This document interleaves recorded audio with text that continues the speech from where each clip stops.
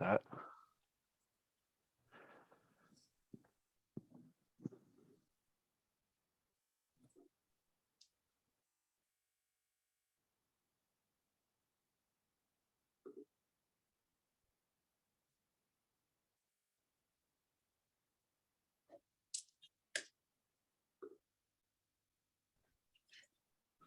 Okay, so hello and welcome to today's session, everybody. My name is Madeline and I'm the Executive Vice President of PreMedCC, a student-led organization established in the fall of 2021.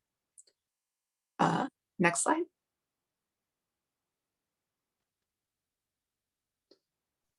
Our goal as an organization is to create an online program for pre-medical students at community colleges and universities with the hope of guiding the next generation of diverse and inclusive physicians. We know how challenging it can be to find quality mentorship, especially in the middle of a pandemic. And our next slide. We do advertise our organization as being for community college students. However, our events are open to everyone. We realize that finding mentorship and guidance in the pre-med journey can be very difficult, especially for students that are first generation, people that lack financial resources, or those that just don't know anyone in the medical field. Next slide. One of the best parts about our events is that they are virtual, so you can do it from the comfort of your own home or wherever you are. We typically have events on Fridays from 5 p.m. to 6:30 p.m. Pacific Standard Time, and we also occasionally have events on Saturday morning like today. If you aren't able to attend the event, all of our sessions are uploaded and on our YouTube channel. If after you have attended our event, you can log into our website and complete the quiz, which will contain questions pertaining to today's session. If you score 70% or higher on the quiz, you will be awarded a certificate to show that you've attended the session today. Students that attend all of our sessions this school year will receive a PreMedCC Scholar Award for all of the hours of shadowing that they have completed. And then, yeah, if you want to stay connected with our upcoming events, or if you want to tell your pre-med friends that are struggling to get shadowing hours about PreMedCC, our social media accounts are all at PreMedCC. And then today's session is mostly going to be a Q&A session. So please drop any questions that you have into the Zoom Q&A section instead of the chat feature so that they don't get lost. And then at this point in time, we're going to allow our 5 speakers to take turns introducing themselves.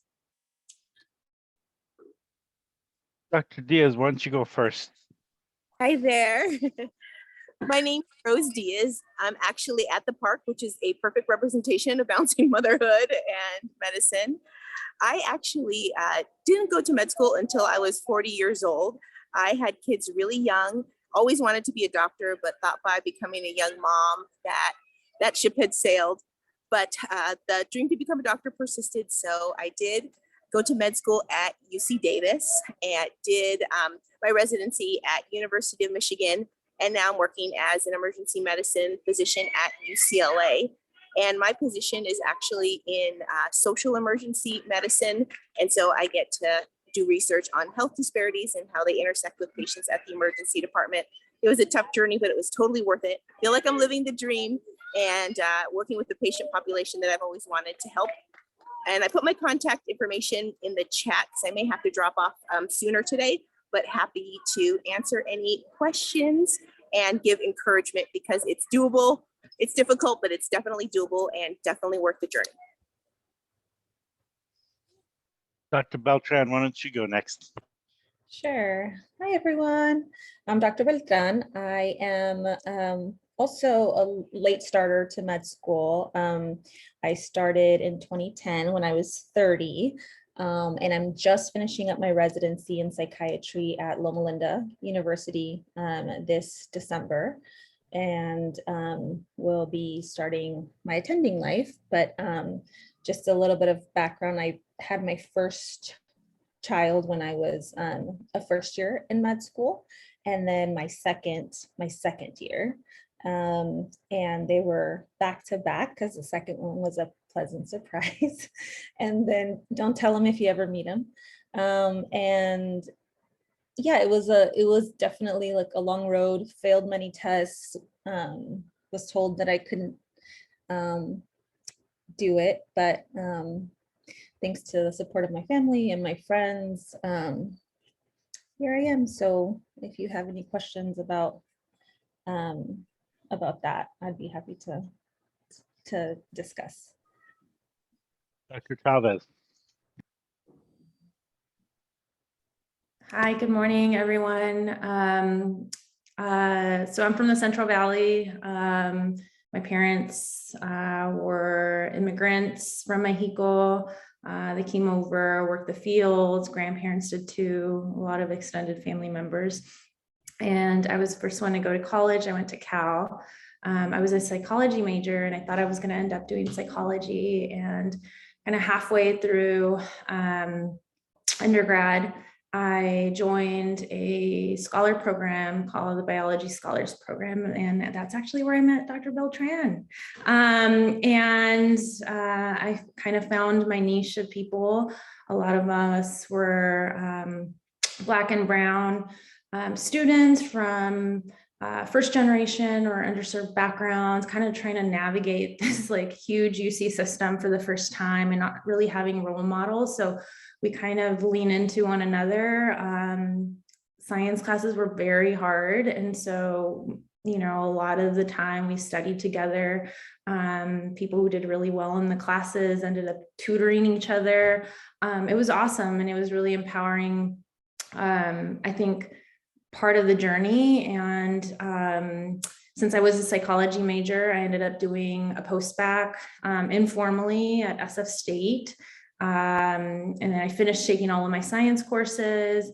In the interim, I got pregnant and had my son. And then kind of, I went through this like notion of wow, like, did I work all this hard? And is medicine even going to be a possibility or a reality for me?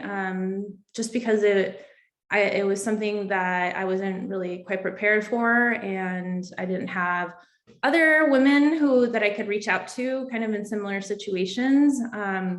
So I took some time off when my son was 1. And then when he turned 2, I decided to apply to med school, ended up at UC Davis, also with Rose, Dr. Diaz, and struggled along maybe like many of us here on this panel, going through like your step exams. It took me 5 years to get through med school. I ended up in residency at Kaiser Oakland for internal medicine. And that was also a journey trying to juggle motherhood with really long hours in residency. And now I finished a year ago. I work in the clinic and I do primary care. And my son's name is Elias. He is 11 now, so. How about Dr. Anaya? Hey, good morning, right? So I'm Dr. Anaya and this is Santos, you know, he decided that he wanted to nap in my arms. But so yeah, I am currently at UCSF. I am one of the junior faculty here in the emergency department, doing like ultrasound education and like violence prevention work. But I am born in Mexico, but grew up in Southern California, and I had the pleasure of going to med school with Dr. Beltran at UC Irvine. I'm part of the PreMedCC program. Super involved. Obviously, medicine to me was always about community work and involvement, but sometimes, like many of us, we struggle balancing those two passions, right? The passion to become a doctor, but the passion also to like give back to our community in any way we did. During those struggles, I also, I think it was in my first year, I don't even actually remember when I got pregnant, but in between, I think my first and second year, I got pregnant with my son, Carlos, who now, like Dr. Chavez's son, is now 11 years old. And so at that point, I was put in a position that I had to extend my like medical education a little bit longer, right? Fortunately, like my family and my dad and my mom were super supportive, where in a traditional like Mexican household, my dad pretty much told my mom, like, she's not stopping, so you're just gonna follow her along as her permanent babysitter till she gets this done. You know, not necessarily giving my mom a choice, but again, super blessed to have that. And so as a result of like community and my mom literally like being there with me every step of the way, like finishing med school was like a thing. It wasn't an option that I was going to quit and stop or anything like that. And plus I was like, if I quit, like, how am I going to get insurance to like health insurance? Like literally, I think that's what kept me initially there, was like, I need to continue med school so that I could get financial aid, pay for my son, and have health insurance and have them, right? And so I finished actually med school in, I think, 6 years. I was part of the PreMedCC program, so I took an extra year off to do a master's, but then again, I had to extend my second year into like 2 years to make it like easier to be able to manage my son and schoolwork and things that I was passionate about. But luckily was able to get it done. I chose to go into emergency medicine really later on. But again, best decision for me that I ever made as well.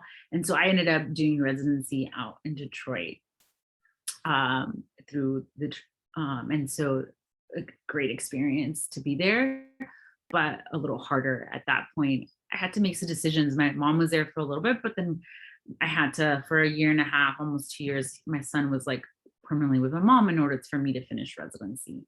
And so I share that because, again, these are some of the challenges that we had to make to be able to finish. Although we're now in like these amazing positions as faculty, almost faculty, like we had to sacrifice a lot to be able to get here. And so for me, that was one of the biggest sacrifices, was not being with my son like every day, but at the end of the day, being able to finish, get a position here at UCSF, and now having him with me all the time. So that's kind of where I'm at. And now I have two extra COVID babies, one Valentina, who's a year and a half, and then Santos, who is just turned 4 months. I think the amazing skills of putting him asleep and staying asleep, I think that's more amazing than intubating a patient, but that's different stuff. Mom's That- aura. Dr. Berger.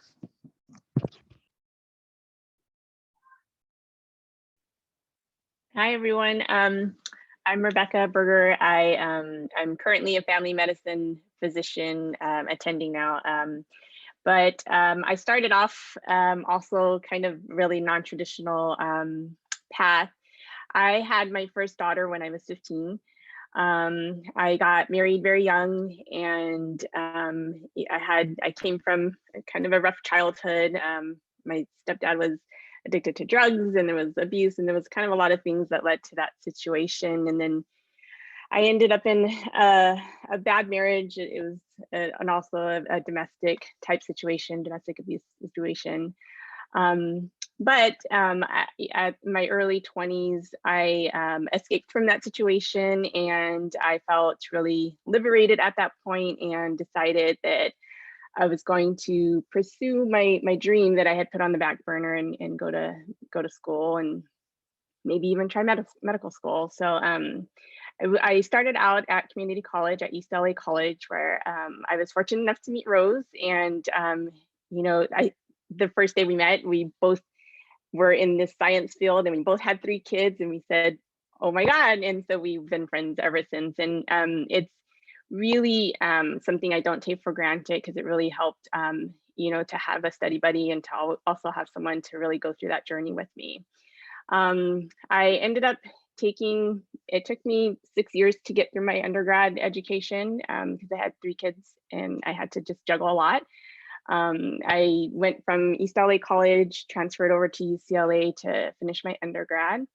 And then I ended up at Charles Drew University at UCLA Medical School, where it took me 5 years to get through medical school. Again, there are a lot of challenges that come along with balancing being a parent and going through school, but we did it. And there's lots of resources to help you get through that. And I had lots of mentors. And again, I had Rose and others to really help me get through that journey. I did my family medicine residency, and I'm about 2-3 years out of residency now, and feel like I'm really living the dream, like Rose said. But again, it's not without a lot of bumps along in the road, but I'm here now.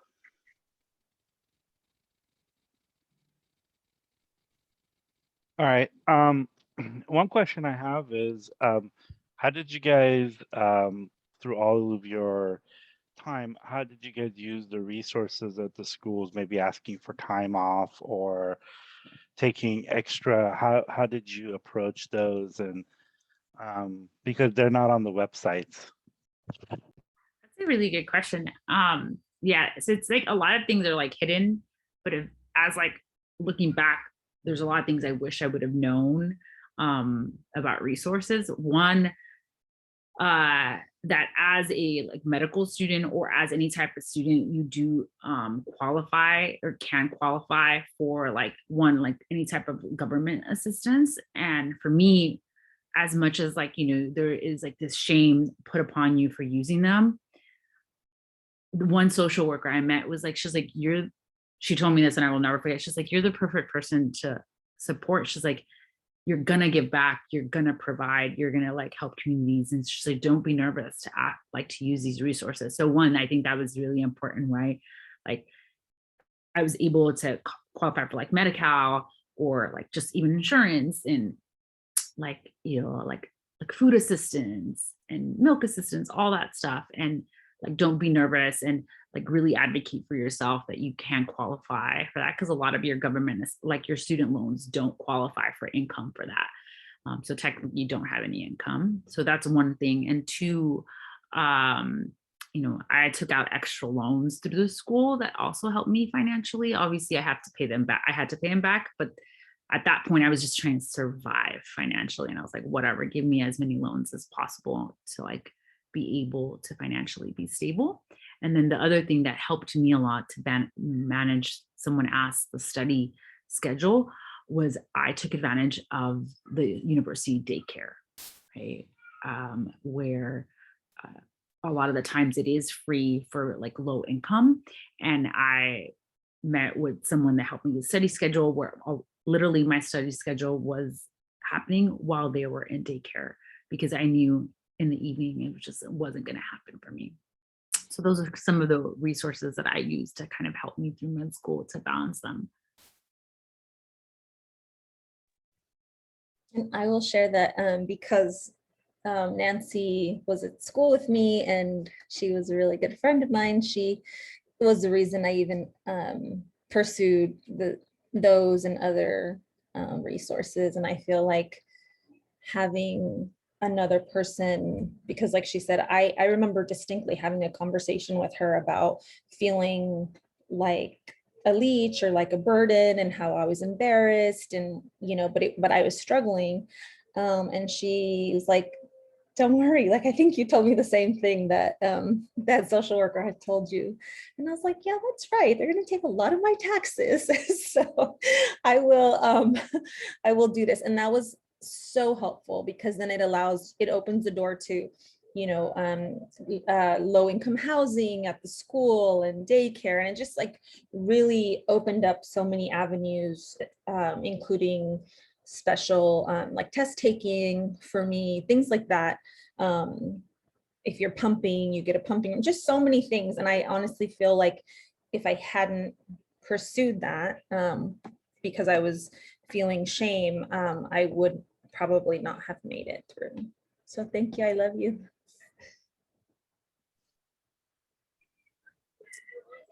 I think I could just echo what you've all said and what Rebecca said. Finding a study buddy and someone who can believe in the dream with you is really important. Unfortunately, people will discourage you along the way. It may be straight out where they tell you you can't do it. And it may be like even people in your family who are not used to this non-traditional Latina role of doing something besides motherhood. I know for me, it was even my sisters discouraging me and saying that it wasn't my turn to follow my dreams, that it was, my kids' turn to follow their dreams. So I think finding someone who can continue the encouragement's important. Something that I wish I would have known is that my time is such a great resource in terms of studying. I think I spent a lot of time trying to get into med school by doing these really impressive extracurricular things. And when really what I needed was to study for the Mcat, get a decent Mcat score, and make sure that my GPA was as high as possible. So I think a good resource to remember is your own time, and learn to be comfortable saying no to projects that will take a lot from your study time, because grades are really important.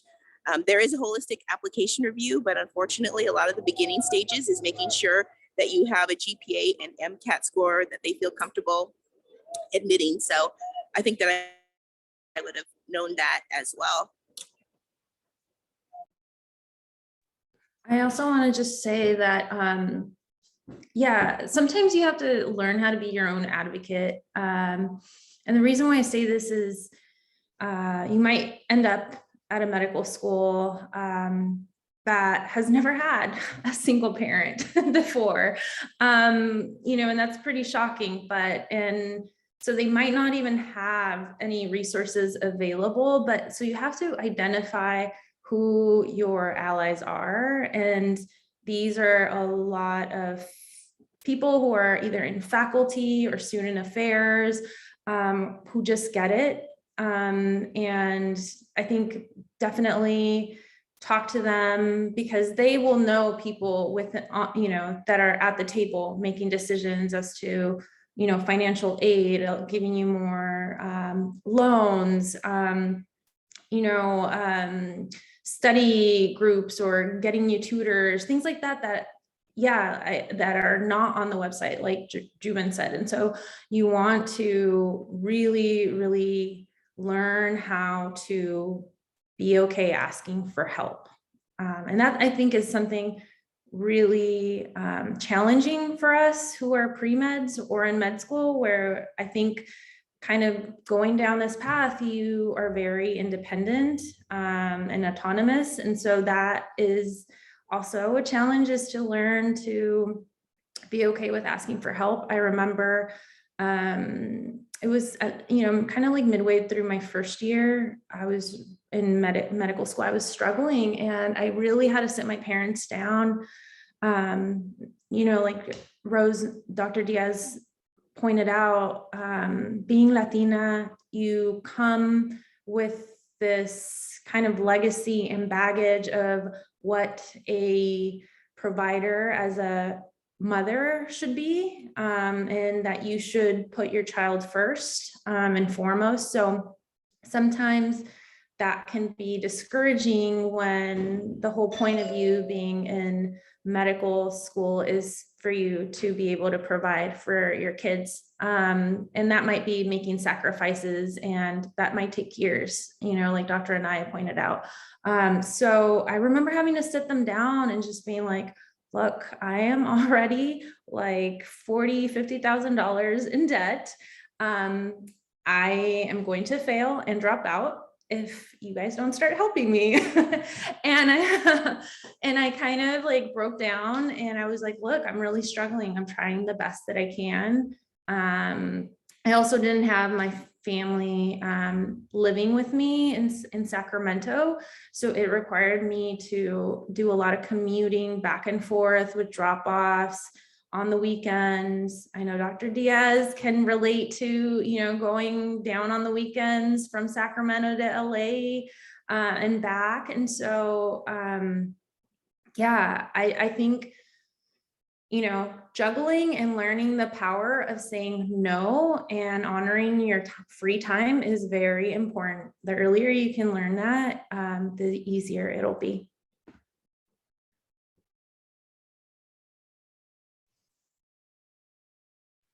Do any of you guys want to expand on the difficult discussion with your families who were not supportive or didn't really understand the process? If you guys, any of you want to share that. Yeah, I'll share really quickly, because this happened as recently, an episode occurred as recently as my third year, so last year of residency. My parents have always been super supportive. My mom was also a teenage mother, so she was always like, 100% supportive. My stepdad was supportive, but he also came from a very different mentality, where, you know, he had a certain view of what a mother should be, and that did not include staying out late and working. And, you know, like, I got many comments about, like, you know, he wouldn't tell me, but he would call my mom and say, like, oh, you know, like, she's not here enough, and like the house isn't clean enough, and like, you know, the food isn't warm enough, it's not healthy enough. Like, so all of these things I just was constantly bombarded with. I'm not enough as a parent. And on the other side, I'm at work, having to make decisions about saying no, just like Dr. Chavez said, with regard to staying later or doing certain things. And so I'm viewed on that end as not a good enough doctor. And so from both sides, it just felt like, oh my gosh, I just can't make anybody happy. This is so exhausting. And one time, the call here was just really crazy. And I remember one time getting home almost at midnight, and I was legitimately at the hospital, you know, just like doing my work, trying to like put out all these fires. And when I came home, my dad had locked me out of the house. And he was like, you know, go back to wherever you work, because he thought that I was out, like, I don't know, at a club or something, at a bar. I'm not sure what he was thinking, but I was just like, are you kidding me? I'm like a grown ass person. Excuse my language. Like, I'm a grown person, and I just got locked out of my house by my dad. And he's just like, you know, you can't, you have to, like, your kids are a priority. That's selfish. Why would you go out and like stay out this late? And I was like, I can show you my notes when I signed them. Like, but the fact that I had to have this conversation, and I was out there for a good 30 minutes. When I came in, I was like livid, right? But I couldn't say anything because my dad had literally been there to help me raise my kids when I became a single mom. So I was just like, okay, you know, like, this is what it is. This is what it's going to be. And I tried to have a conversation with him when I was not upset and say, like, look, this is how medicine is, you know, like, you're really pressing me against the wall because I'm not good enough there, and then I'm not good enough here, and I'm just one person. And so I think he eased up a little bit, but even till this day, like, when he's going to come over, my mom's going to come over, I still feel this need to like have everything immaculate and clean, and like, you know, be like the good Mexican mom that I'm expected to be. But that doesn't always align with being like the most dedicated resident. So that's my experience. One experience that I've had is a little bit of pushback sometimes from my own kids. That's also can be a challenge. My kids were teenagers going through this process. They're grown now, but at times, you know, really having to explain why I couldn't be at certain things or do certain things, you know, how to you know, set some healthy boundaries. And you know, they're very proud and understanding now, but there were some challenges along the way too. So just had to have a lot of open communication with my kids too. And I mean, some of it was kind of coming from their dad too. And but anyways, we worked it all out, and you know, I think now they understand in hindsight the challenges and the sacrifices that we all had to make. But sometimes that might come up too. I think having, yeah, you're right. Like, this conversation is over and over. I found myself, you know, when I was an undergrad, having to explain just the journey, right? I did that in undergrad, then I did it as a post-bac, and then I did it as, you know, and a lot of this is explaining to them just the system and like that this is normal. And along with that you're not making money, because that was like a big part for my dad. Was like, well, you went to college to make money, right? Where's the money?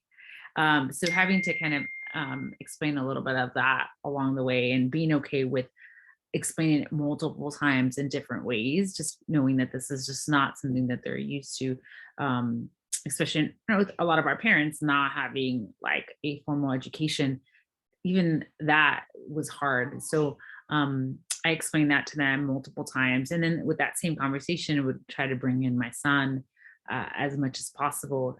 It's even when I was a fellow here at UCSF and was working, he's like, Mom, you told me it was going to get better. And this is coming from like a 5-6-year-old. And like my heart broke. I was like, what? He's like, yeah, you told me it was going to get better. Like once you finish residency and we were together, like, I don't see you ever, like, you can't come to like whatever PTA meeting or like after school event or like parent meetings. And he's like, where are you? Like, this is the same, might as well like not done.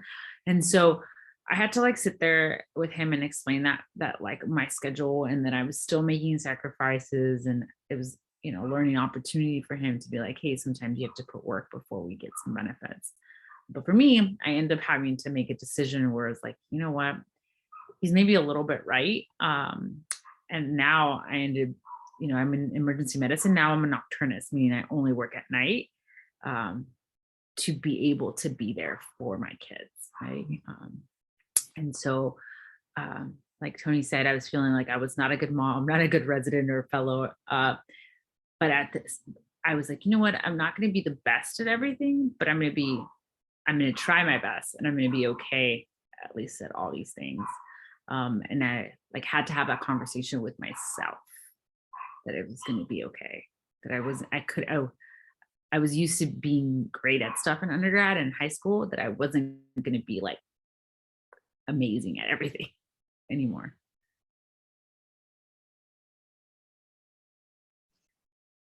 This is actually kind of a longer question, but from a caveat is, have people told you throughout this journey, and it's actually, I can tell you from experience, I know Dr. Diaz, Dr. Chavez, and Dr. Berger's kids, and they're all pretty amazing kids.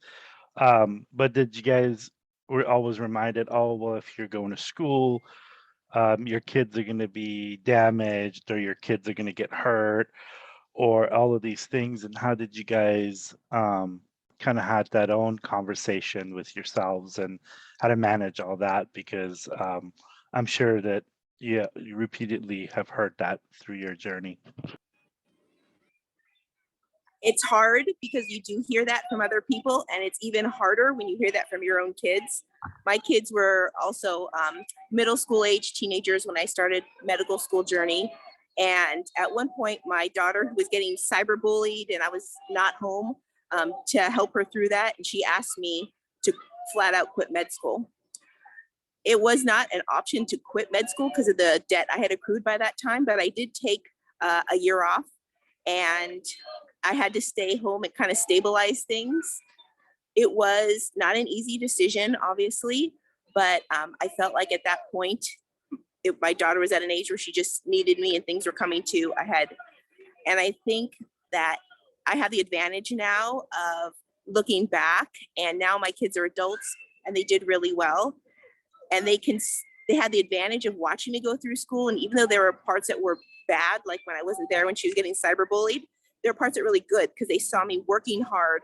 By the time they woke up in the morning, I was already at the kitchen table studying. You know, sometimes they go to the bathroom in the middle of the night, and I was like at the kitchen table studying, you know, at 1 a.m. So there's a certain work ethic that wasn't communicated or taught in the formal lesson, but it was witnessed as they saw. And I will say my kids as adults all have grind, like they work so hard. There's also a theme of social justice that was very, that persevered all through my training, always reminding them that I was doing this so that I could go back to the community, help people who couldn't advocate for themselves. Felt like I was in this rare position of being a liaison between the community and medicine and academics. And I wanted to use my position to go back and help people. And they have seen that and have echoed that in their own career pursuits as well. And so I think that that's like my humble brag that my kids are doing really well now that they have seen it, but it wasn't easy. But as you're going through the middle of it and it's bad, just remember this is the middle that's really tough, but the end is that your kids are instilled with a lot of values of hard work. There's been some research about mommy guilt because it's such a strong feeling, like keep you up at night, make you sick to your stomach. kind of feeling with that mommy guilt. And it just shows that women who work and who have children who watch their mother work land up themselves, sons and daughters, respecting more egalitarian views at work. The women land up being in higher positions of authority and make more money. And a lot of times sons will actually land up marrying working wives because they are accustomed to it and respect all that that is. So you're not damaging your kids. The research shows that actually your kids will thrive because of your career pursuits. And so I know it's tough to ditch the mommy guilt, but it's important to see it as holistic. Like the middle's really hard, but the ending is really rewarding.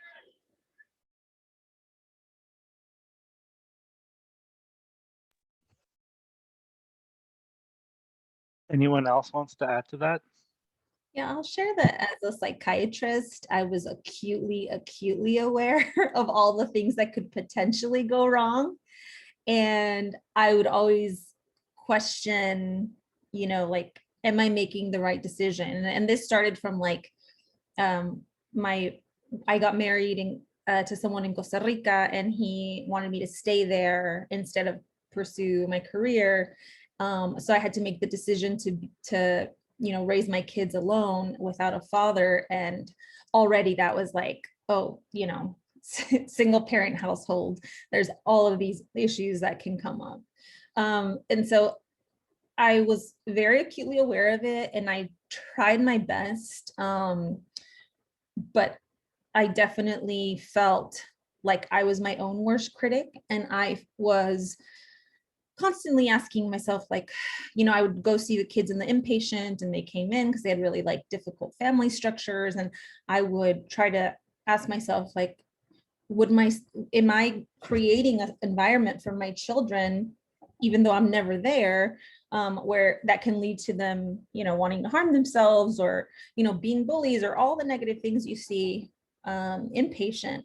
But I think one of the things that I took comfort in was that I noticed a difference between, even though I wasn't there, the kids had a lot of stability. And so they had like their grandparents around, and love and nurturing, and, you do what you can. And kids are very astute. So I would often sit down, they're 8 and 9 now, but I would often sit down and say, like, I'm really busy because my patients are really sick, so I couldn't do this. And even as little kids, they would say, like, oh, I know you weren't here because your patients were really sick. Did your patients go crazy today? Something like that, like they're like really young, right? So I think for me, it was a difficult thing to see and to understand what every single place that I was going wrong, or that I could go wrong. But now that I'm getting close to the end of my training, and I have the flexibility, like I'm going to be working 2 days a week, and I made it very clear to my job that I am getting off at 2:30 every day so that I can pick them up at 3, and my kids are my priority, and work is going to be second for a while, because they're going through starting that stage of their life where it's really critical. And so I feel like I wouldn't have the luxury to make those decisions if I hadn't continued in residency.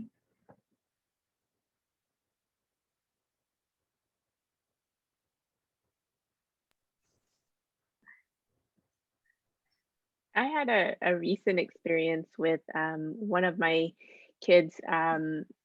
My two older kids are in their 20s now, and they're both, one's in grad school and one's in finishing up her bachelor's degree. And I recently, and I've heard them say it multiple times, if you could do it, mom, I can do it. I have no excuse to get my work done. And so they were watching, they were watching as I went through the whole process, and really, I think, gained a lot from it. And I think that something that's motivating is, like, randomly you'll figure out that they're super proud of you. Like when you're not like, I'm not watching or something like that, or I've heard him like say, like, oh yeah, my mom's a doctor and she worked really hard and she did it just just her and I. So you like him trying to motivate like somebody on his own and stuff. And so there are going to be times, you know, they're kids, they're gonna say mean things to you, but at the same time, they're proud and in many different ways. And teachers have asked me, it's like, oh yeah, he talks about you all the time and about the work that you do or all this stuff. And so you might not hear it, but I think it's there.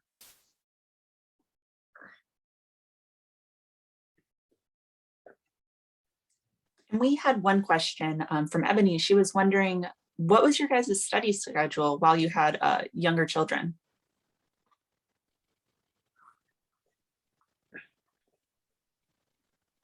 Whenever you could.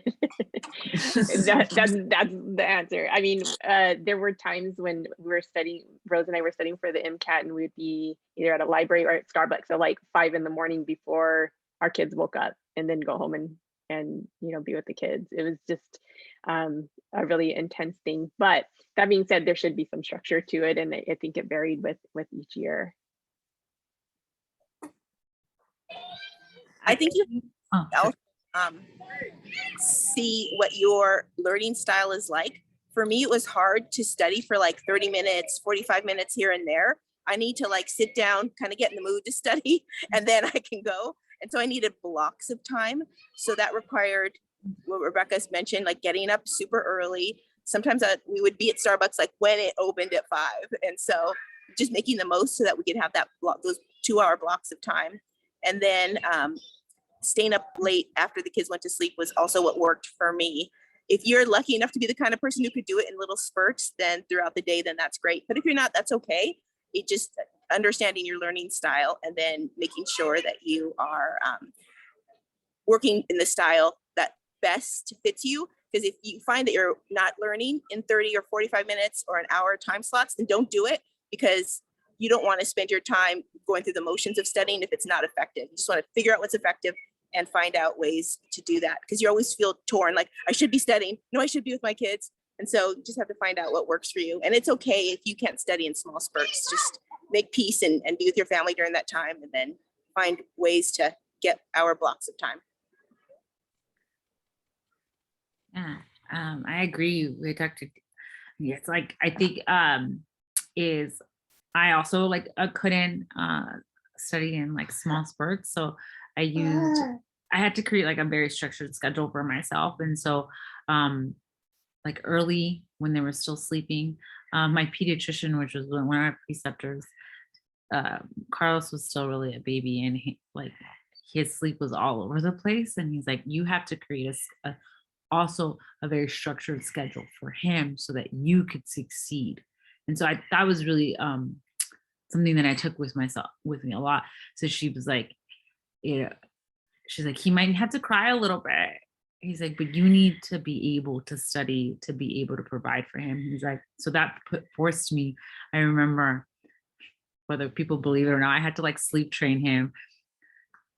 Because I remember there was one of my fellow med students, like, I was like, you look so good as a mom. And our kids were the same age. And she's like, oh, my kid goes to bed at 6 o'clock and doesn't wake up till 7. So I study from like 6:30 to 10. I was like, mind blown. I was like, what? And so, so then I like started following something like that. I put some time and effort to really try to get him to sleep a little bit better. And then, so I would study in the evening, and then I would study like in the morning, but then I also scheduled in like playtime. So that I wouldn't have that guilt. So, it did. My mom was like, you have the schedule. I'm like, kids are kids. I'm like, no, but I need it so that I could help play. So I would like play with him at certain times. I would always be there for bedtime. Sorry. And that was helpful. And then when it was big tests, I used the support of my family, where I was like, Mom, can you take him to my aunt's like all day, and then bring him back for like sleep time so that I could use that. But that's because I needed that for myself.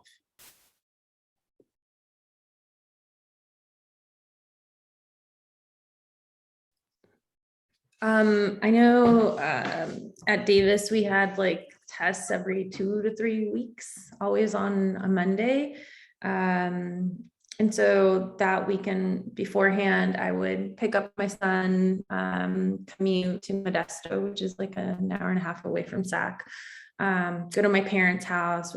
I'd be with my son during the daytime, put him to bed. And I'm more of a night owl. Like I'm not a morning person, never have been, I've tried it. So I would, after putting him to bed, whatever time that was, I would stay up sometimes till 3, 4 a.m. to get whatever I needed to get done. It wasn't all the time, but that's just kind of what worked for me, given that I could stay up late. I probably can't do that anymore now that I'm older, but it worked during my med school years.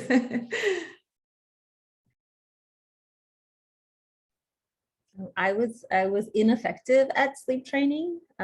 So my son, both of them wake up really early, like at 4 a.m, and still till this day. So whenever they would wake up, then I would wake up, and they would be like, they would either be playing on the bed or in their crib, or just trying to keep them entertained with something while I was studying. And so there were a lot of interruptions, but I had previously gone to a psychologist at UC Irvine to have them test me and see what my learning style is. And it was free. Somebody told me about it, so that they told me, you're good at this, you're very poor at this, this is how you should study. And these are the things that are going to be helpful. And so then I implemented those things.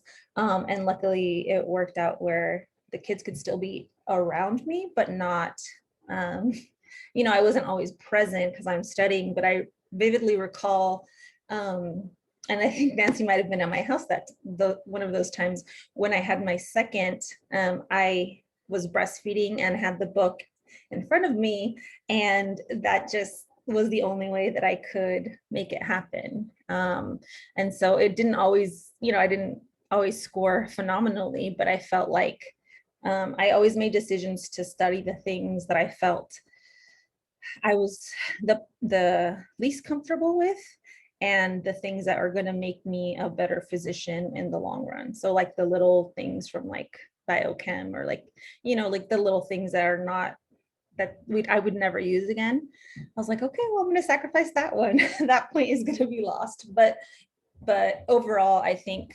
I spent a lot of time with them. Like they co-slept with me. My youngest one still sometimes sleeps with me. And then we would just do everything together. When there were like deadlines, I would leave the house, like go to the library or to Panera and study. But for the most part, I just studied with them physically, like either in my arms or adjacent to me. We have a really amazing question from a community college counselor who is wondering, she says, I'm always learning ways to encourage my students that are parents. What advice do you have for college counselors to support our single parents at our colleges? I got hooked into my MESA program really early when I started at the community college. And I think one of the really big keys to my success was having a peer mentor in that program. So literally each semester we would sit down and she'd give me like a schedule of classes that I need to take, and classes, we knocked off classes that I took already. So that was really helpful because I needed to see it visually, like what I've done, what I need to do to get to transfer to a university. So that was super helpful. And another thing that she was very helpful with was giving me resources to programs. So there was like the research undergrad program she got me hooked into. That was super, I think, vital in my education. She told me about scholarships that were available. So all of those things are pieces of the puzzle that can be really, really helpful for single parents.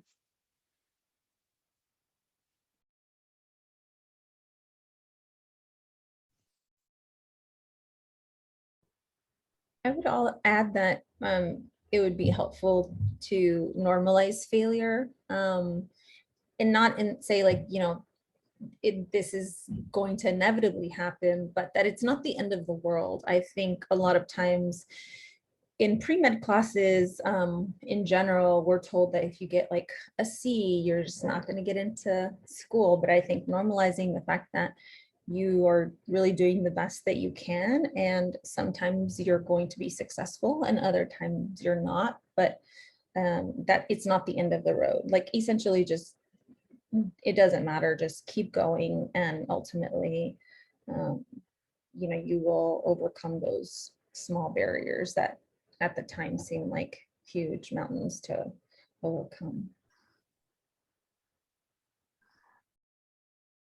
I think also something that could be helpful is like, especially if like a student is struggling, is encouraging, like helping them create a schedule where maybe this, if like there's something personal or something in your family where it's a little harder, it's like, well, maybe this time let's not take like the 2-3 science classes, right? That your 2-year plan to get out of community college or your 4-year plan out of undergrad might not happen, but it's okay, because like one of the other doctors said, ultimately, grades are really important. As much as things are moving more holistically, at the end, that's still something that's tangible and that we had control over.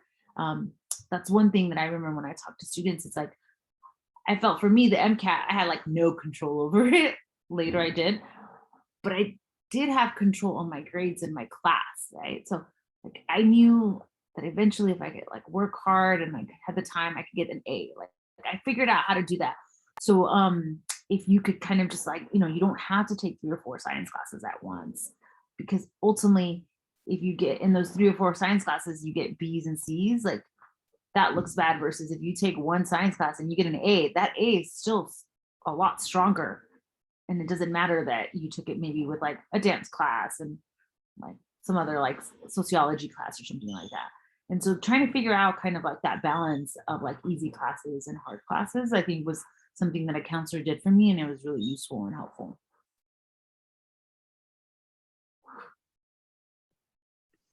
I think along with what Dr. Beltran mentioned with normalizing failure is, I think as a counselor, just being there to really listen, because it might be really nerve-wracking or something new to even go up to you and share your struggles. And so sometimes that might not be as communicated transparently to you initially, maybe on the first time that you chat with them, because I think it does take some time to sort out how do I ask, about my study schedule. I'm failing my classes, but why are you failing your class? What's going on? Like what's going on at home? Like there could be like all these different factors that student maybe hasn't even processed. And so you might be the first stop for them. And it might take a few meetings with them to really get to the root of figuring out what resources that student needs. So just again, being open to, being all ears, and then just encouraging, because I think we get enough of our own like self-negative thoughts. But also we get that from family, we get that from people that are supposed to be supportive and maybe not all the times are. Maybe our teachers or professors aren't as, warm and friendly. And so, having a place where these students can go and feel safe and share really what's going on is really key.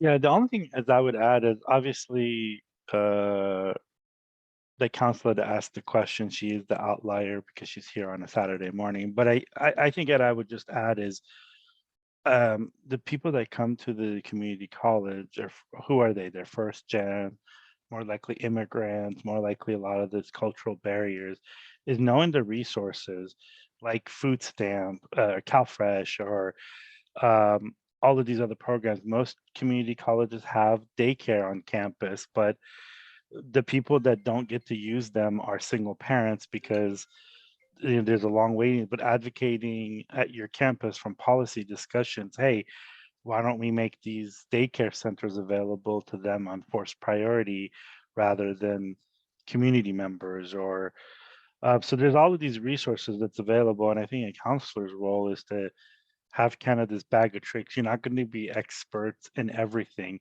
but having these bag of tricks like, hey, this is CalFresh, this is this person that could help you with that.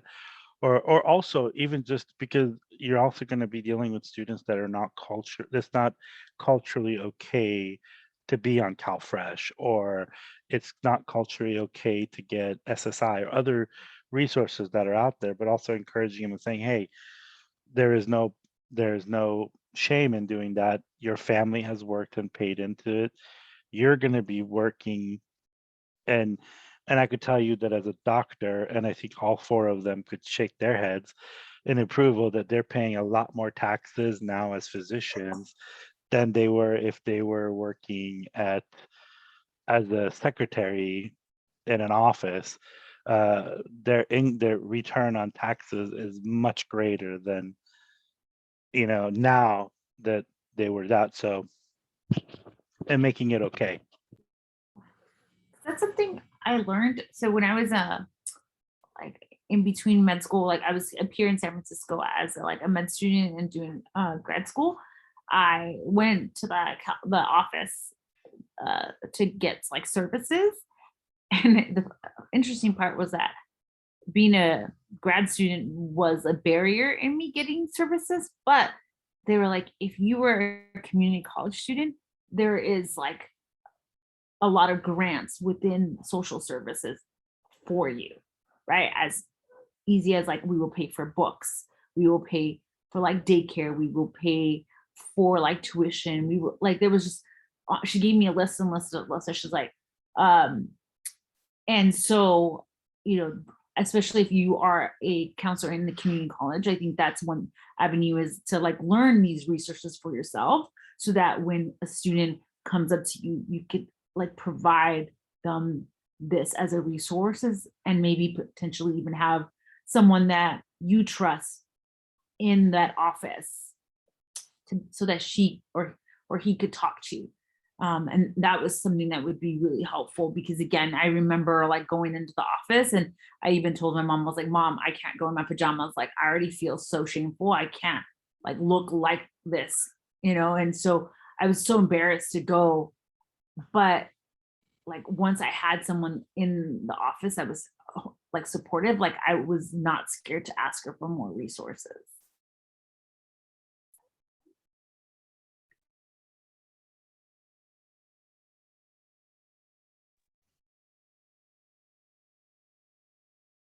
Anybody wants to add to that?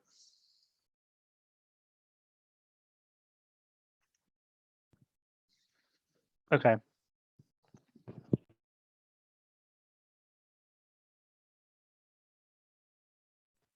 So we have another question where a student was wondering, how did you guys study for the Mcat? And they're just wondering a little bit about everyone's Mcat study schedule.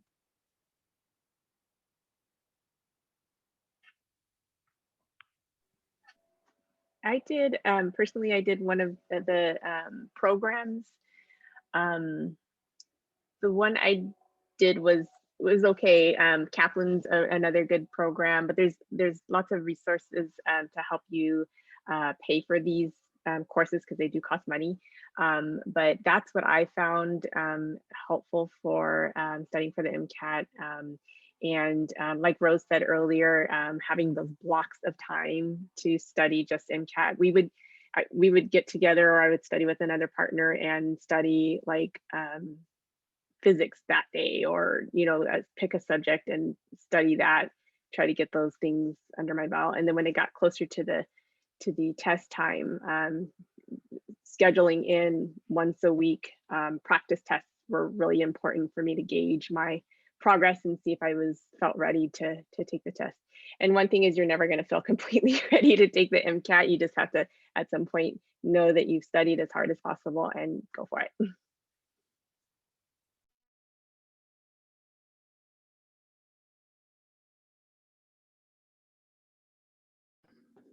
I used the Princeton Review through my scholar program.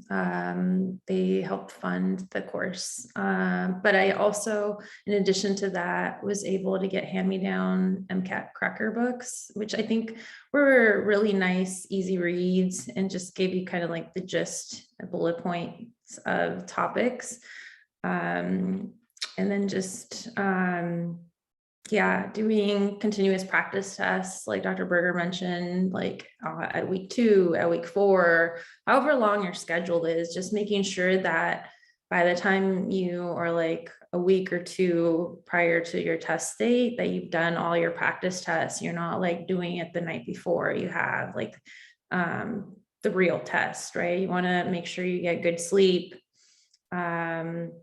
Bring in some snacks, you know, whatever, have all that ready. Kind of, I know it sounds like little things, but those are the things that matter when you're under a lot of stress, and you just don't want to think about it. So I remember like my bathroom breaks and like bringing my like bars, my coffee, my water.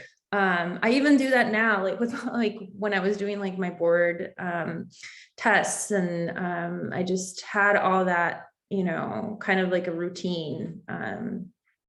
It just helped, I don't know, soothe me, reassure me or something.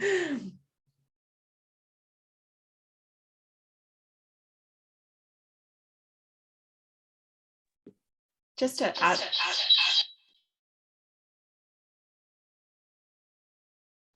sorry. I am so sorry. I'm having some technical difficulties. But I just wanted to add on to the Mcat discussion that PreMedCC actually does have some recorded. We had an expert on the Mcat come in a few weeks ago, and he gave some really great advice. He's the director of the Mcat at medschoolcoach.com, and that was Mr. Ken Cow. So if anyone in the session is interested about learning more about how to prepare for the Mcat, we have about 3.5 hours of expert Mcat prep on the YouTube. So just a little plug. And then moving on with the question and answers, we had a question where a student was wondering if any of the panelists recommend having an academic coach or a personal mentor to help them with advising and keeping on schedule.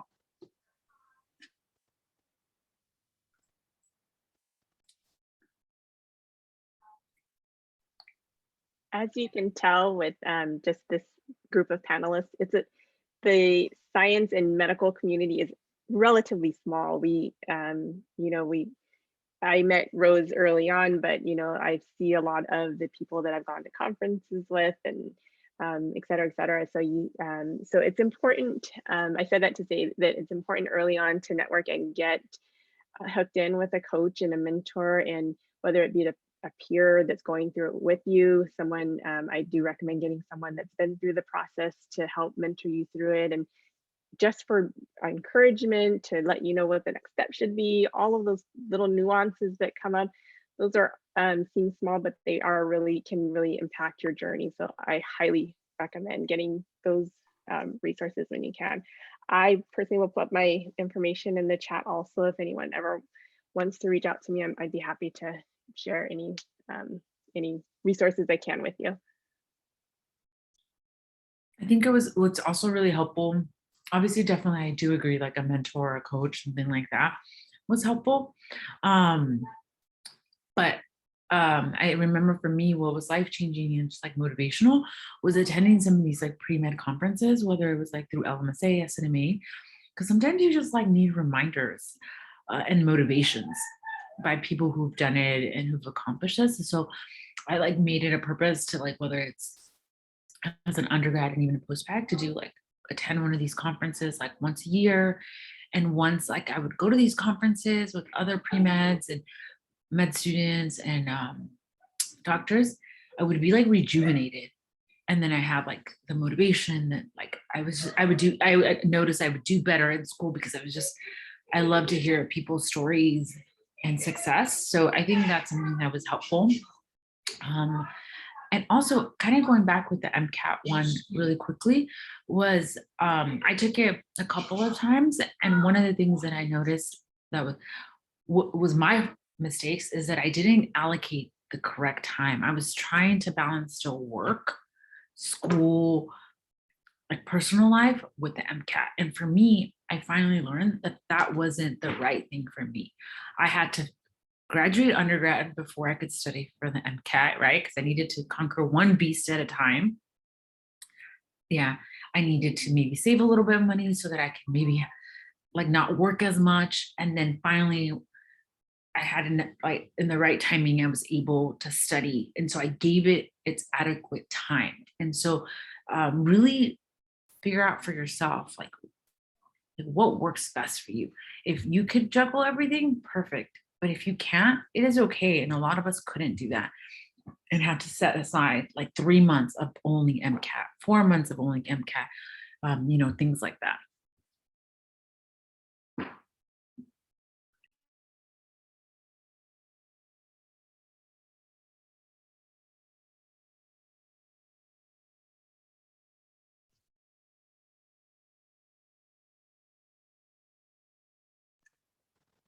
We have a question where our community college counselor was wondering if you guys would be willing to highlight and share an experience or the words of somebody that motivated you to continue through this difficult journey.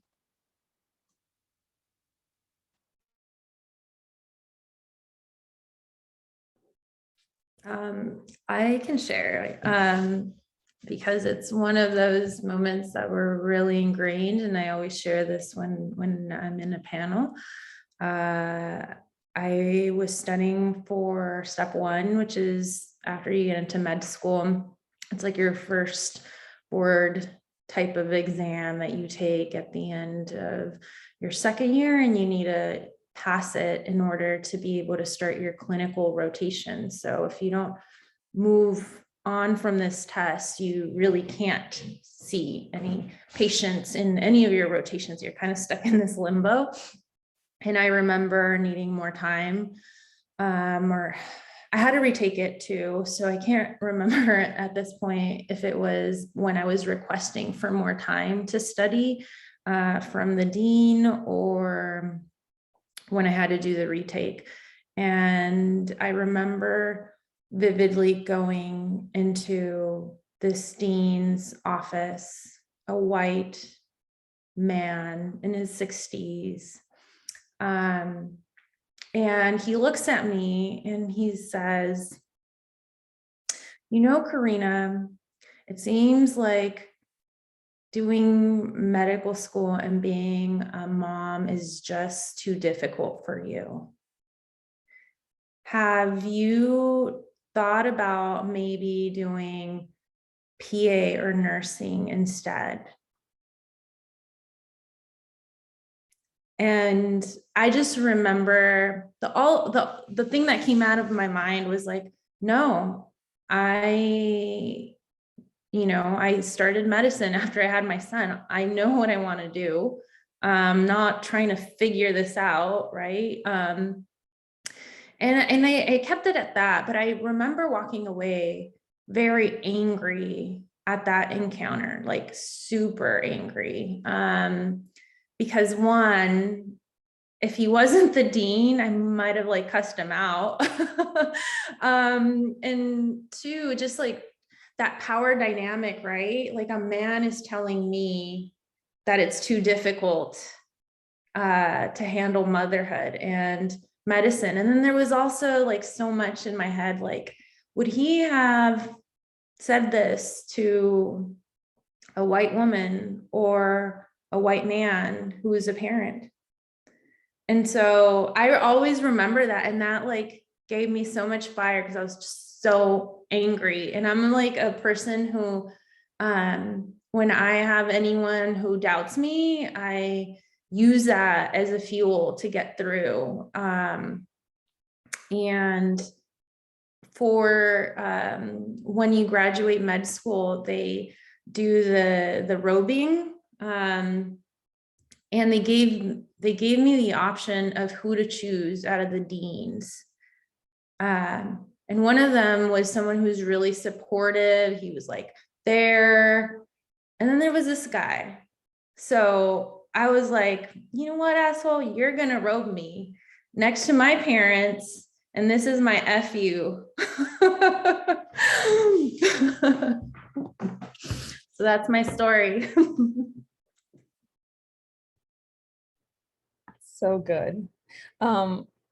I will share that my biggest motivation was my grandmother, because she's like this, just like she came to the US with like 6 kids as a widow and didn't speak the language, and then somehow like made it. So she would always, every time I was stressed out, I would call her and I would say like, oh my gosh, this is too much. Like maybe I'm not smart enough. Maybe I'm not good enough. Like, am I making the right decision? And she would always say like, you know, you're not out working in the field. You have air conditioning, you have food, you know, you're in a comfortable, safe place. Like all you have to do is study.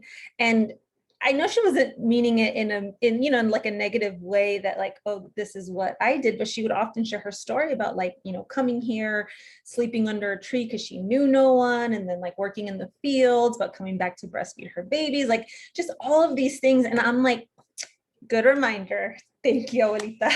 So then I would like go back and refocus. And very many times when I was just like on the verge of giving up, she has just been incredibly supportive and told me like, you know, I came to this country so that you and your so that my kids and my grandkids could have these opportunities. Please don't make it be in vain. And so I felt like, you're right. I went to like, again, one of these conferences motivated me. And I remember she's like a Black female surgeon who said, you know, she went back a little later and it took her a couple of tries with Mcat, you know, extended med school, all this stuff. And people were telling her like she was too old to do this. And like you said, it wasn't her time, but she remembers saying something, you know what? Like just keep at it, because even if this journey takes you double the time, triple the time, it doesn't matter if you're going to be 50, right? Because you're going to be 50 anyways, right? Might as well be 50 and doing like what you love. And so that stuck to me all the time, right? Like as I extended undergrad, as I extended med school and residency, everything like that, it didn't matter if it was just going to take a little longer, because that's just like who I was, because at the end I was getting closer, like little by little, to the end, and it didn't matter how old I was by the time I finished, because you know, now I'm 39 and a doctor, right? Or this age and a doctor, and I'm doing what I love. And I think even as a counselor, like using all of our stories, all of our experiences to motivate students, like all of us had all these ups and downs, and we're in these positions of like privilege now, trying to give back. I think these are all really motivational things. I got an email like a year ago, sorry, from, he's now like the dean of students, Dr. Fox, like whoever went to Irvine or like knows him, he's just like a big ultrasound person in emergency medicine, and wasn't not supportive, but wasn't like, you know, if you weren't like a white man in emergency medicine, he was not into you. And so he was supposed, he then sends me an email, which was randomly through my Gmail, saying, oh, congratulations, like your faculty at UCSF. And I was like, should I take that as like a thank you, or like, oh, like, you know, I didn't even know how to take that, right? But anyways, but the point of that story was like, even with like bad MCAT scores, like retaking it, like having issues with step 1, we're now in these positions and we're good doctors. All those obstacles didn't necessarily define like the worth and the quality of you as a doctor. So that's kind of my words of wisdom. I didn't reply to him because I didn't know what to say, because I thought I was going to say some mean things. I had kind of a similar situation with Dr. Calvez, whereas someone said something that motivated me the opposite way. I was at a summer pre-health program, and part of it was we met with a counselor that was in that program. And I think her intentions were good, but I was feeling really kind of defeated because I was the only parent in this program. Everyone else was like a first year student at some university that had no worries, and I was like struggling to, I was thinking about my bills at home and just all of these things. And I looked at the counselor and I said, I have 3 kids. Can I do this? Like it was just, I just needed to hear that it was not impossible. And she looked at me and she said, and it was kind of the way she said it, she said, I think we should think about a plan B. And that was the opposite of what I needed to hear in that moment. Because I really just needed a little bit of encouragement. So I left, I held back my tears and bawled my eyes out afterwards and just felt super defeated. But I talked to my friend, and she said, I said, I really think I made a mistake. I need to just not do this. And she said, she doesn't know you, and she doesn't know like your story and what a hard worker you are and XYZ. And so that helped me kind of pick myself back up and get back on the horse. But I think and it just stuck with me. And so I've used it as fuel this whole time going through the journey. And so sometimes those moments can really have a big, huge impact.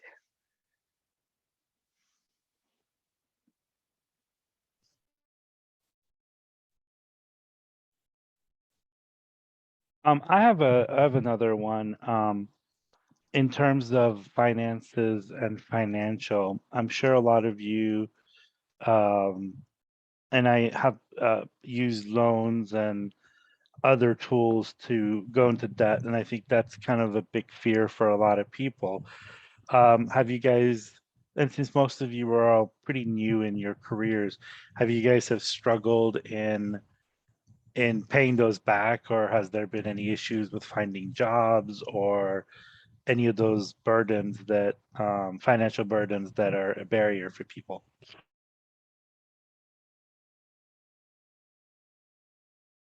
I think that's a really good question. And actually, I'm like reading these personal finance books and finished like the audiobooks just recently for the White Coat Investor. And I think we focus so much on the medicine and getting through med school. And, as I was preparing to finish residency, I started running the numbers and realized like, oh, wow, like I'm going to have a lot to pay back. Luckily, I'm in a position where I can if I plan properly in the next couple of years, pay back all the loans. But I think I was so overwhelmed because no one had ever taught me where to even start. And so I always knew that I didn't ever hesitate to take more loans. I did pay attention to like, were they subsidized and all of these, like what is the percent of interest on it. But I just, if I needed the money, then I just took it, and I figured out I would just deal with it later. But I wish that I had read these things and educated myself a little bit more early on, because there are so many ways that when you get into residency, you can start like your public service loan forgiveness, and it starts like first day of residency, like your payments start then, and that will count towards your 10 years, especially if you like do like a fellowship. So all of those things, I would just recommend that not to be afraid of getting loans if you really absolutely need them, but also educate yourself as much as you can on like just financial literacy, even if it's just like 1 page a night, 1 audiobook while you're running. And the first step is like just basics of like White Coat Investor is the best. They have a whole website. They have lists and lists of things that you could look into. But eventually you just learn, it's another language. And I think we're so worried about just making it, like hustling to make it, that at least I hadn't learned and hadn't educated myself on wealth building. And so I think a part of me felt kind of guilty, like, oh my gosh, like I have everything I need. Why am I like trying to build more wealth? But the reality is that that's just something that we should be educated on, and that oftentimes, because we come from less privileged backgrounds, it's not something that is taught.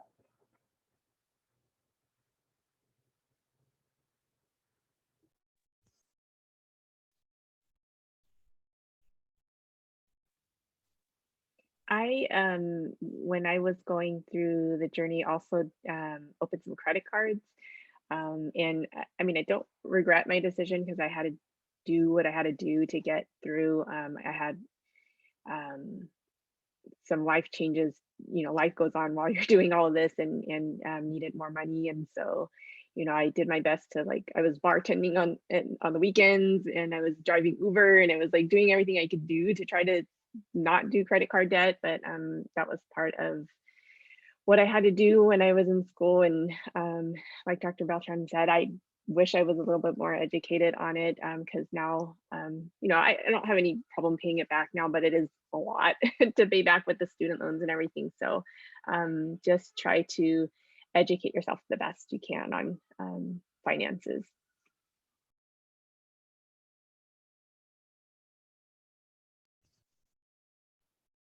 I'll have to say, yeah, so look into public service loans.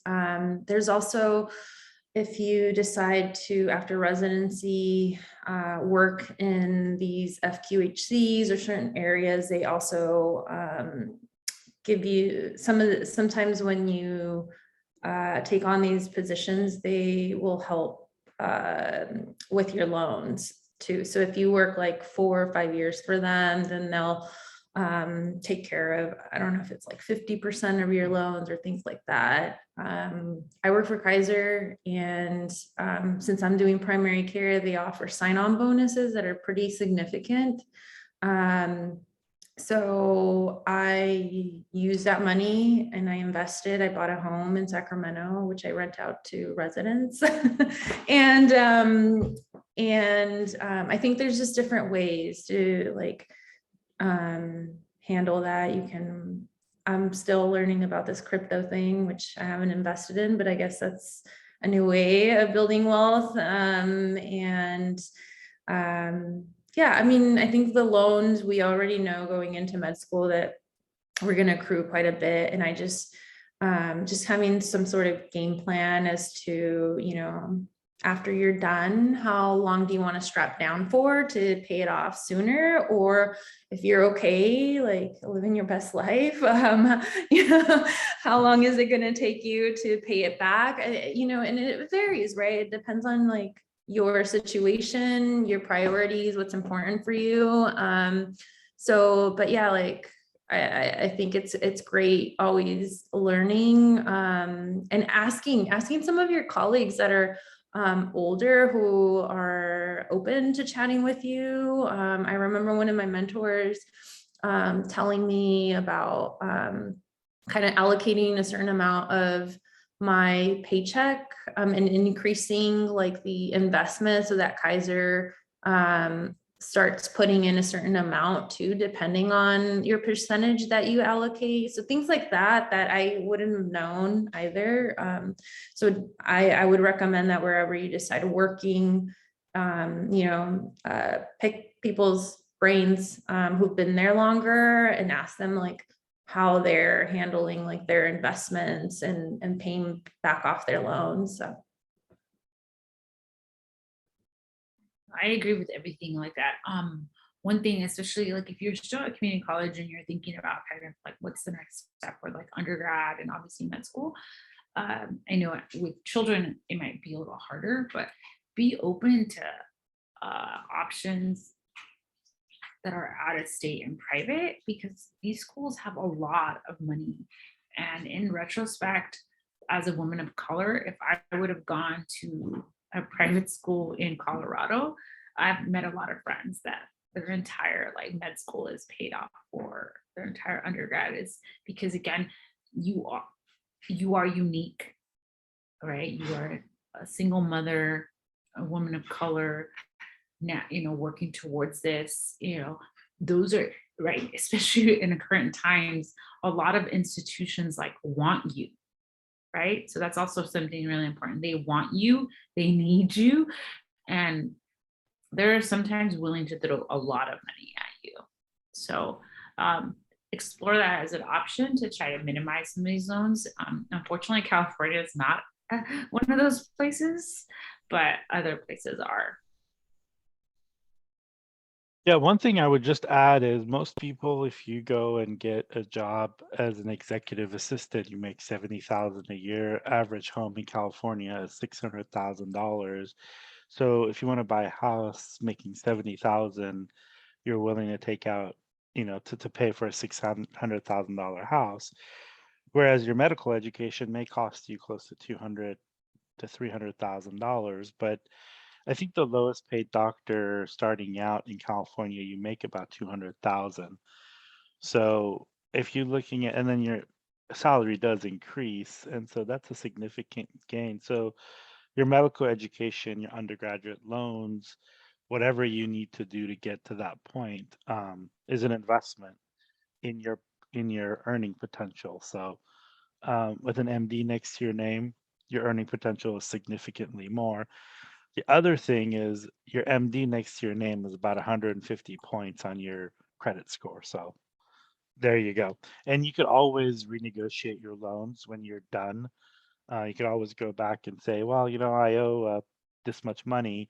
I'm renegotiating, because you have a lot more leverage at that point to pay back that loan and that debt. And trust me, they always want to give loans to doctors because you always have a job, so you're a good investment for the bank. I wanted to just echo what Dr. Anaya said regarding how valuable you will be. So it's really interesting. I'm going through the phase of like applying to jobs as an attending, and I felt like the whole time I've been clawing my way up and feeling like, oh, please take me, please like accept me to your school, accept me to your program.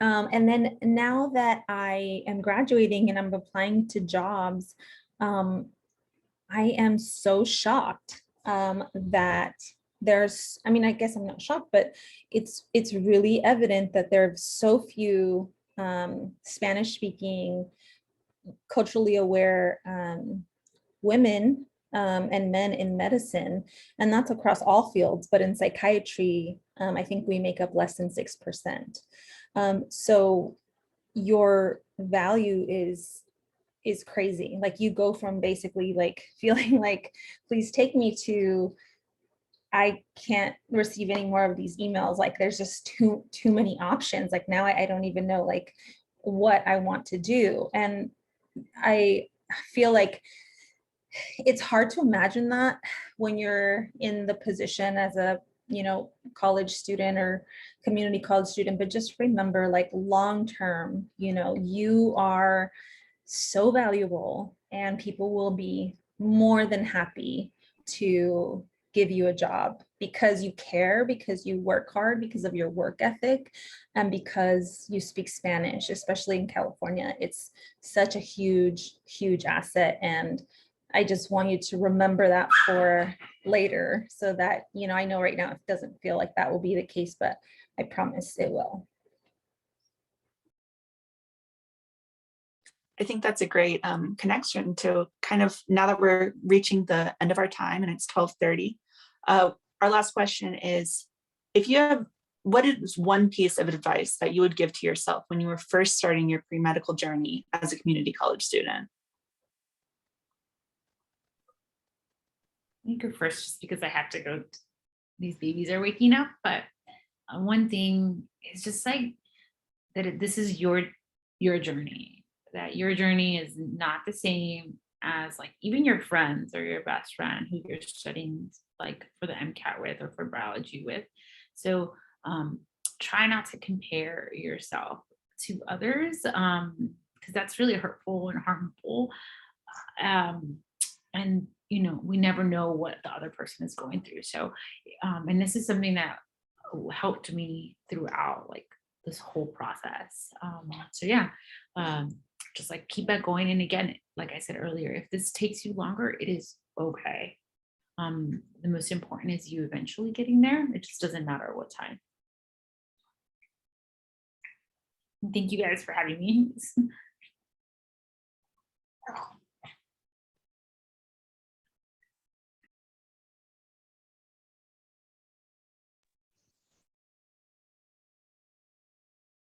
Anyone else?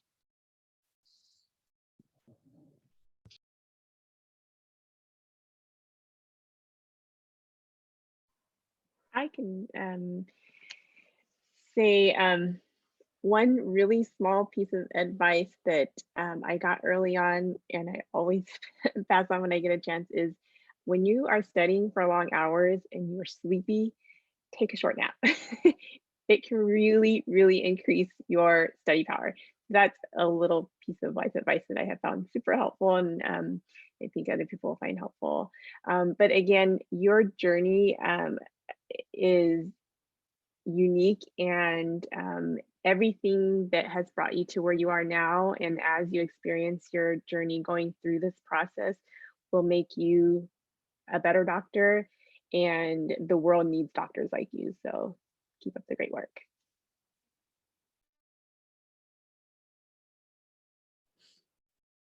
I think my piece of advice would be just owning your truth and knowing who you are, and knowing your priorities. And those priorities are going to change as you get older, as your kids get older, and through your personal growth journey. And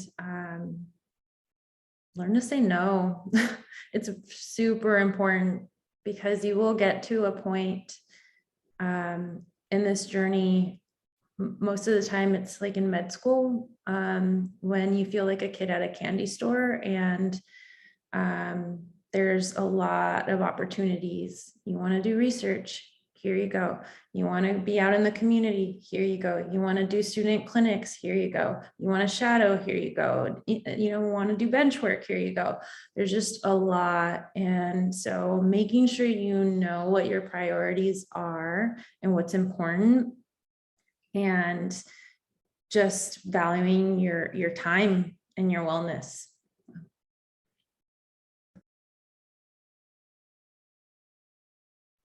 I will add to that and say, do therapy, and not just like when you're at your wit's end, but as a therapist, and seeing people really evolve through talking to someone on a weekly basis, and encouraging people to get on meds if they need them.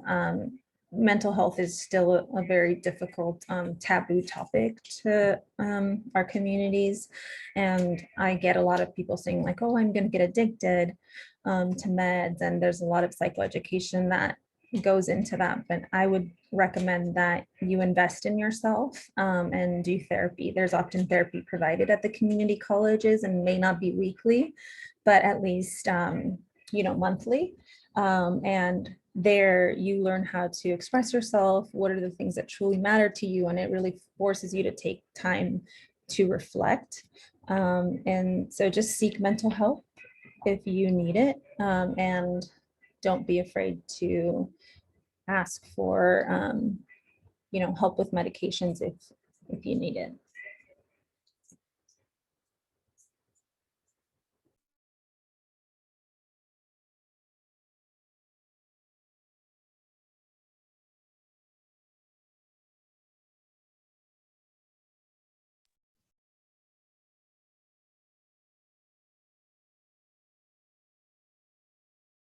Does anyone have any other questions, or I want to add anything?